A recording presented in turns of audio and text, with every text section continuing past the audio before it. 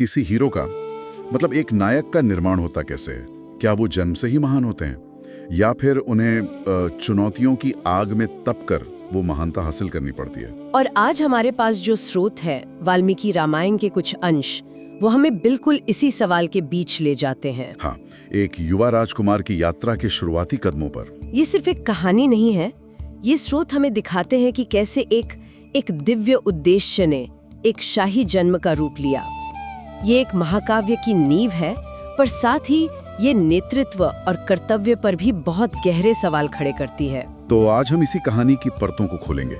राजकुमार राम के जन्म के पीछे की वो दिव्य योजना क्या थी, उनके चरित्र की क्या खासियतें थीं, और वो पहली बड़ी चुनौती कौन सी थी जिसने उन्हें एक राजकुमार से योद्धा बनने के रास्ते पर डाल दिया। चलिए इस दिलचस्प कहानी में उतरते हैं। बिल्कुल। तो कहानी की शुरुआत स्वर्ग से होती है। वहाँ एक गहरी बेचैनी है। वाल्मीकि बताते हैं कि देवता भी उससे डरे हुए थे। वो यज्ञ नष्ट कर रहा था, ऋषियों को मार रहा था। पर यहाँ एक दिलचस्प बात है। क्या? देवता उसे सीधे तौर पर हरा नहीं सकते थे। क्यों? मतलब वो तो देवता थे। उसे भगवान ब्रह्मा से एक वरदान मिला था कि कोई भी देवता, यक्ष या राक्षस उसे मार नहीं पाएगा। अच्छा। लेकिन उसने अपने अहंकार में आकर इंसानों और जानवरों का जिक्र ही नहीं किया। मतलब उसने अपनी ही सुरक्षा में एक छोटी सी एक दरार छोड़ दी। बिल्कुल। और इसी दरार का फायदा उठाने के लिए एक योजना बनी।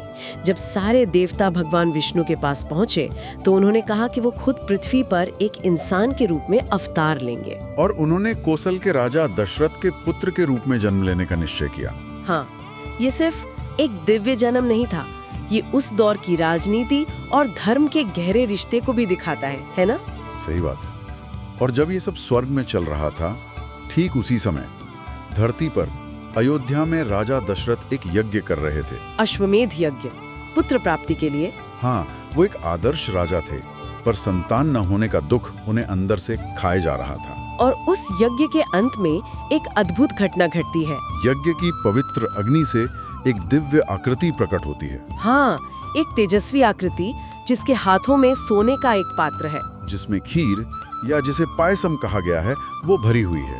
और वो खुद को प्रजापति का दूत बताते हैं और राजा से कहते हैं कि वो इसे अपनी रानियों में बांट दें। ये बहुत बड़ा प्रतीक है। बिल्कुल, कि संतान सिर्फ राजा की इच्छा से नहीं बल्कि दैवीय कृपा और कर्तव्य के फलस्वरूप मिल रही है।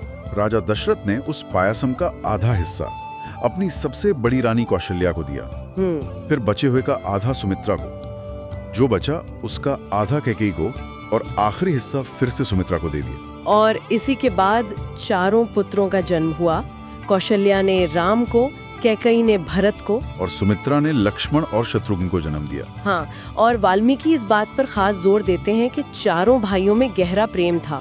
वो एक दूसरे की परछाई की तरह थे। राम और लक्ष्मण की जोड़ी तो खास तौर पर अटूट थी। बिल्कुल, ये सिर्फ एक परिवार की कहानी नहीं, ये एक आदर्श राज्य की नींव रखी जा रही थी जो आपसी प्रेम और एकता पर आधारित हो। तो ये जन्म मानवीय भी था और दैवीय भी। ये तो बहुत दिलचस्प है। लेकिन जन्म के बाद उनका पालन पोषण कैसे हुआ? एक राजकुमार के तौर पर वो कैसे थे? ग्रंथ उनके चरित्र का एक बहुत साफ और मजबूत चित्र खींचते हैं। उन्हें सर्वगुण संपन्न कहा गया है।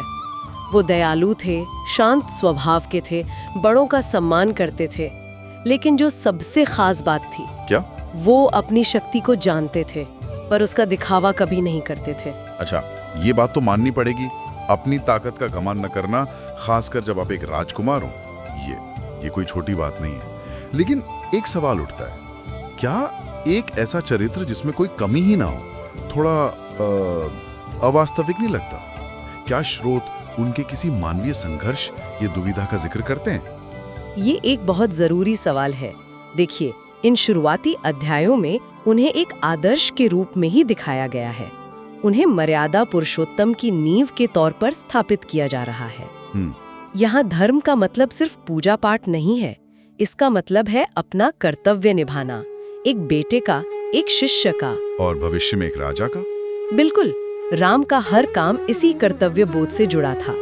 ये दिखाया जा रहा है कि एक आदर्श नेता कैसा होना चाहिए, जो खुद पर नियंत्रण रख सके, वही दूसरों पर शासन करने का अधिकार रखता है। और फिर इस शांत आदर्श जीवन में एक बड़ा मोड़ आता है। हाँ, एक दिन जब राम लगभग 16 साल के थे, दरबार में ऋषि विश्वामित्र का आगमन होता है। और विश्वामित्र कोई साधारण ऋषि नहीं थे। उनका अपना एक बहुत बड़ा अतीत था। बिल्कुल। राजा दशरथ ने उनका पूरा सम्मान किया और पूछा कि वो उनकी क्या सेवा कर सकते हैं। विश्वामित्र ने बताया कि वो एक यज्ञ कर रहे हैं, लेकिन 2 राक्षस मारीच और सुबाहु आकर उसे बार बार अपवित्र कर देते हैं। और फिर उन्होंने वो बात कही जिसने राजा दशरथ को एकदम हिलाकर रख दिया। उन्होंने कहा, मैं अपने यज्ञ की रक्षा के लिए आपके सबसे बड़े पुत्र राम को लेने आया हूँ। जरा सोचिए, एक पिता के लिए ये सुनना कितना मुश्किल होगा। दशरथ हैरान रह गए। उन्होंने साफ मना कर दिया, राम अभी बच्चा है, वो शक्तिशाली राक्षसों से कैसे लड़ेगा? मैं अपनी पूरी सेना लेकर आपके साथ चलूंगा, लेकिन मैं राम को नहीं बेच सकता। मैं एक पल भी उसके बिना नहीं रह सकता। ये एक पिता का सबसे बड़ा डर है। आप अपने बच्चे को हर मुश्किल से बचाना चाहते हैं, पर आप ये भी जानते हैं कि उन्हें अपनी लड़ाई खुद लड़नी होगी। हाँ, दशरथ का ये द्वंद्व हर कोई समझ सकता है। पर यहाँ मामला सिर्फ पिता के प्रेम का नहीं था, एक राजा के वचन का भी था। दशरथ ने वचन दिया था कि वो जो मांगेंगे उन्हें मिलेगा, और अब वो अपने ही वचन से पीछे हट रहे थे। और विश्वामित्र का गुस्सा भड़क उठा। उन्होंने कहा, इक्ष्वाकु वंश के राजा कभी अपना वचन नहीं तोड़ते। अगर आपको यही करना था तो पहले ही मना कर देते। माहौल इतना तनावपूर्ण हो गया था कि लगा ऋषि पूरे राज्य को श्राप दे देंगे। और यहीं पर राजगुरु वशिष्ठ आते हैं। हाँ, वो सिर्फ एक पुजारी नहीं थे, वो एक रणनीतिकार भी थे। उन्होंने स्थिति की गंभीरता को समझा। उन्होंने दशरथ को समझाया, आप राम की चिंता मत कीजिए, विश्वामित्र स्वयं उनकी रक्षा करने में सक्षम है। उनसे बड़ा ज्ञानी और शस्त्रों का ज्ञाता इस धरती पर कोई नहीं है। वो समझ गए थे कि ये सिर्फ राक्षसों से लड़ने का मौका नहीं, बल्कि राम के प्रशिक्षण और उनकी नियति के लिए एक बड़ा अवसर है। राजा दशरथ आखिरकार मान गए। उन्होंने भारी मन से राम और उनके साथ जाने की जिद कर रहे लक्ष्मण को, और यहीं से राम की यात्रा का एक नया अध्याय शुरू होता है। महल के आराम से दूर, जंगल की कठोर सच्चाइयों के बीच। हाँ, ये उनका पहला कदम था असली दुनिया में, और विश्वामित्र एक गुरु की भूमिका निभाते हैं। रास्ते में सरयू नदी के किनारे उन्होंने राम को 2 बहुत शक्तिशाली मंत्र दिए, बला और अति बला। हाँ, इन मंत्रों के बारे में कहा जाता है कि इनके जाप से भूख, प्यास या थकान कुछ भी परेशान नहीं करता था। ये सिर्फ जादुई मंत्र नहीं थे, ये एक योद्धा को शारीरिक सीमाओं से ऊपर उठकर अपने लक्ष्य पर ध्यान केंद्रित करने की एक तरह से ट्रेनिंग थी। और पहली चुनौती बहुत जल्द आ गई। उनकी यात्रा उन्हें एक भयानक जंगल में ले गई, जहां ताड़का नाम की एक राक्षसी रहती थी। वो इतनी शक्तिशाली थी कि उसकी दहाड़ से ही पूरा जंगल कांप उठता था। विश्वामित्र ने राम को ताड़का का वध करने का आदेश दिया, और राम पहले तो हिचकिचाए। हाँ, उनका तर्क था कि वो एक स्त्री है और वो एक स्त्री पर हाथ नहीं उठा सकते। ये उनके सिद्धांतों का सवाल था। और यहीं पर गुरु का महत्व सामने आता है। विश्वामित्र ने उन्हें समझाया कि धर्म की रक्षा के लिए दुष्टों का अंत करना जरूरी है, चाहे वो स्त्री हो या पुरुष। उन्होंने कहा कि राजा का कर्तव्य प्रजा की रक्षा करना है, और जो प्रजा को आतंकित करे उसे दंड देना ही धर्म है। अधर्म का कोई लिंग नहीं होता। ये राम के लिए एक बहुत बड़ी सीख थी, मतलब किताब में लिखे धर्म और असल जिंदगी के धर्म का फर्क। बिल्कुल, उन्होंने गुरु की आज्ञा मानी और ताड़का का वध कर दिया।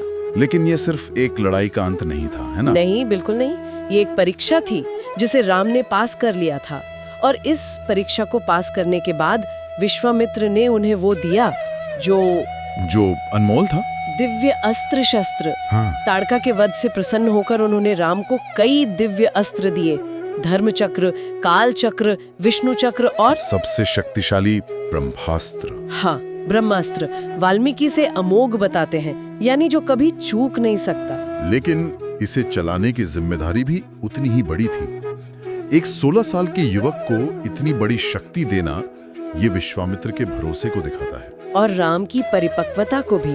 ये एक असाधारण क्षण था। ये सिर्फ हथियार देना नहीं था, विश्वामित्र ने उन्हें इन अस्त्रों को बुलाने और वापस भेजने के मंत्र भी सिखाए। वाल्मीकि वर्णन करते हैं कि कैसे वो सभी अस्त्रों के देवता हाथ जोड़कर राम के सामने प्रकट हुए और कहा, हम आपके सेवक हैं। यह वो पल था जब अयोध्या का एक राजकुमार एक दिव्य योद्धा में बदल रहा था। तो इन सब का मतलब क्या निकलता है? हमने देखा कि कैसे एक दिव्य योजना के तहत राम का जन्म हुआ, कैसे उनका चरित्र आदर्शों पर आधारित था, और कैसे उन्होंने अपनी पहली परीक्षा पास करके खुद को एक योद्धा साबित किया। ये शुरुआती घटनाएं सिर्फ कहानियां नहीं हैं, ये उस महानायक की नींव रख रही हैं जिसे आगे चलकर बहुत बड़ी चुनौतियों का सामना करना था। ये दिखाता है कि नायक पैदा भी होते हैं और बनाए भी जाते हैं। उन्हें एक दिव्योद्देश्य के साथ जन्म लेना होता है, लेकिन फिर उन्हें सही मार्गदर्शन और मुश्किल हालात की जरूरत पड़ती है ताकि वो अपने पूरी क्षमता तक पहुंच सकें। और जब हम राम के इस प्रशिक्षण को देखते हैं तो ये सोचना भी जरूरी हो जाता है कि उन्हें ये शिक्षा दे कौन रहा था। विश्वामित्र की अपनी कहानी इस पूरे प्रसंग को एक नया आयाम देती है। बिल्कुल।